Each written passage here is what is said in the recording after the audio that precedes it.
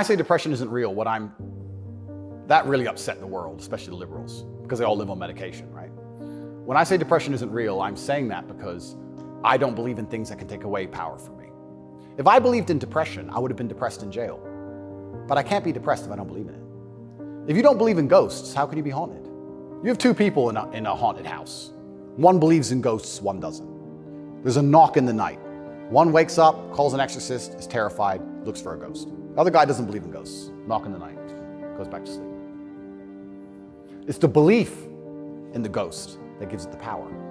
If I don't believe in depression, I believe in feeling depressed. Sure, we're humans, we have emotions. Sometimes we feel depressed, sometimes we feel happy. I don't believe in the idea of becoming a depressed person who has depression. I don't believe in that. I don't think that's possible for me. So if I don't believe in it, how can it happen? I don't believe in depression. So why would I not adopt the mindset that makes me the most capable predator I can possibly be? Why not adopt the mindset that makes me as competent and as fearsome as possible? If you have to install software in your own mind, why would I not install software that makes me capable of not only driving a Bugatti and flying on private jets, but sitting in a Romanian dungeon covered in cockroaches? I need to be able to do all of it. So why would I believe in something that made me incapable? I don't believe in depression because I think that even the belief in and of itself, when you feel depressed, you'll start to consider, maybe I have depression. Then you go see a psychiatrist who tells you you have depression. Then they want you on pills. It's the belief that goes down the spiral. If I feel sad, I go, I'm depressed today, I'll be fine tomorrow. So why, I suspect you're right, or what you're saying is pointing toward truth. That's my personal view. But even if I disagreed with you, I disagree with you. Why is that so offensive, what you just said? Well, that's what's interesting, because when I said depression wasn't real, the number of people who would attack me defending depression, this is what I didn't understand. Right. You say depression isn't real, but depression's ruined my life, and it's super real, and it ruined my life, and I lost my marriage. I'm like, if I told you it wasn't real, you should be coming to me saying, tell me how it's not real. Please help me with my depression. Why are you trying to convince me that it's real? Why are you sticking up for it? And why are you defending depression? And why would I adopt the thinking of someone who's sad? Why would you're gonna convince me to take your worldview. You just told me your wife left you, you're fat, and you wanna kill yourself. And you want me to sit here and go, with my perfect life, and go, you know what, I wanna think like this guy. You're out your mind. I don't believe in it. And because I don't believe in it, it's made me the kind of person who can't become depressed. And the reason they don't like me attacking that is because depression is a fantastic way to subdue a population, right? If everybody's depressed, it's hard to have a revolution. You're depressed. Oh, they've locked us all in our houses. I don't want to go outside anyway. I'm sad, right? So depression's a fantastic tool of population control. They have no problem with you being depressed. They have a problem with you being the opposite, principled and energetic. No, you don't want principled, energetic people. That's a problem. A bunch of depressed people, easy. If you had to invade a country, would you rather the opposing army be principled and energetic or depressed? I'll tell you, I would not want to be invaded by a cheerful army. Absolutely. That's scary. They're having too much fun, right? You want them all to be depressed. So a morose army is easier to defeat. I agree. Absolutely. So depression is a defended idea. You're not allowed to even talk about it. You're not allowed to help people get out of it, right? They like the idea of a depressed population. And this is what I say to people. Now, I'm not stupid. I understand like PTSD is real. I understand mental health is real.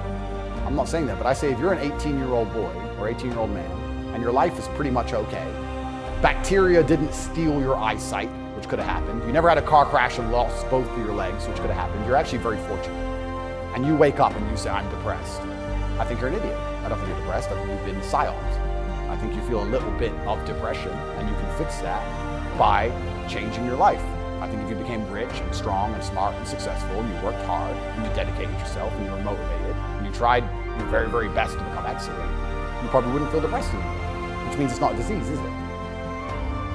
So why would you, the only reason you're even saying you have depression is because you believe in it. So you're arguing for cause and effect. You're saying if you live a certain way, you're going to feel a certain way. Absolutely, and I also would argue that I think we've evolutionarily, even though I do believe in God, I think that we've designed ourselves and the human has grown into a way where if you feel depressed or sad, I think that's a fantastic trigger or a warning signal to do something.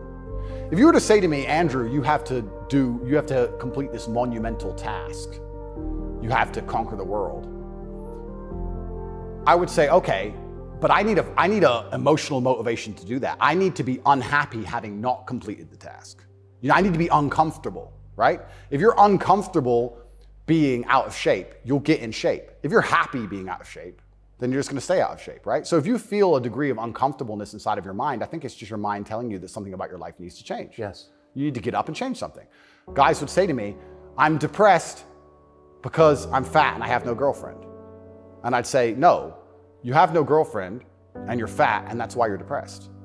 If you go change those two things, you'd probably be surprised that your disease goes away. I had another guy say he was gonna kill himself. I said, listen, it's back when I used to reply to my emails when I was smaller. I said, make me a promise, get a six-pack first. Of beer? I said, get a six-pack first, get in fantastic shape, and then do whatever you want. Didn't want to kill himself once he was in fantastic shape. So he did it? Yeah. I have the before and after, I put him on Twitter. Kind of interesting that, isn't it? So how are we gonna say we have this disease, which is cause and effect? How are we gonna say we have this disease where there's something wrong with you as a man, you have a disease because your life sucks? I mean, I don't think that's true. I think that your life just sucks and you should change it. And another thing I also preach, and this is another thing that's very important, I also think as a man, because life as a man is pain and suffering, and when I say that, because you're never gonna be a good man or good at being a man without pain and suffering. You're gonna have to go through a bunch of shit and have a terrible life to become a good man. I think you should embrace that and accept it.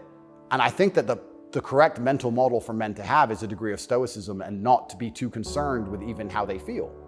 If I woke up today happy, I would have done this interview with you. If I woke up today sad, I would have done this interview with you.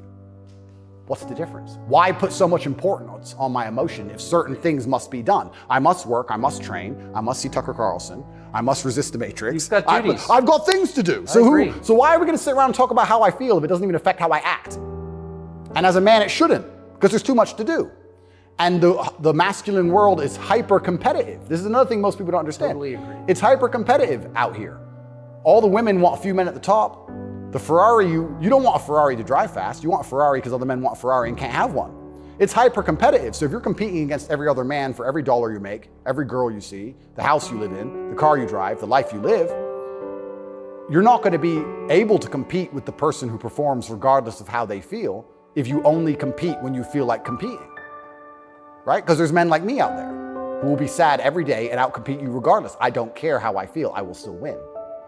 And that's the kind of mindset you need to adopt. So I don't, when a man comes— You've got a job to do, stop whining, go to work. Completely. Yeah, I agree. Completely. Yes. So when men say, oh, but I feel sad, who cares? The world doesn't care. All the men who are out here to destroy you and take your girl don't care. So why do you care? Like the person who should care least is you. You're the only person who wakes up every day who should have a genuine vested interest in improving your life. Nobody else wakes up and wants to improve your life, only you. So if nobody else cares about how you feel, why do you care?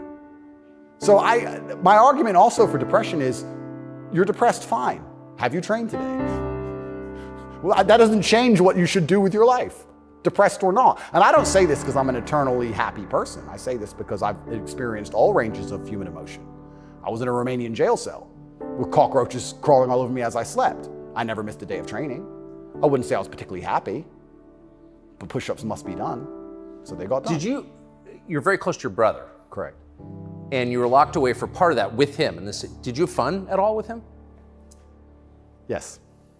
I do think there's something inside of men, whereas if you're with your boys or you're with your group of men, there's something inside of us. Totally. And it allows you to make the absolute best of the worst situations. Maybe that's an evolution from war. You know, all the men went to war and you saw all this pain and suffering and you saw heads, people decapitated and you're injured, but then you sit around the campfire and you're laughing.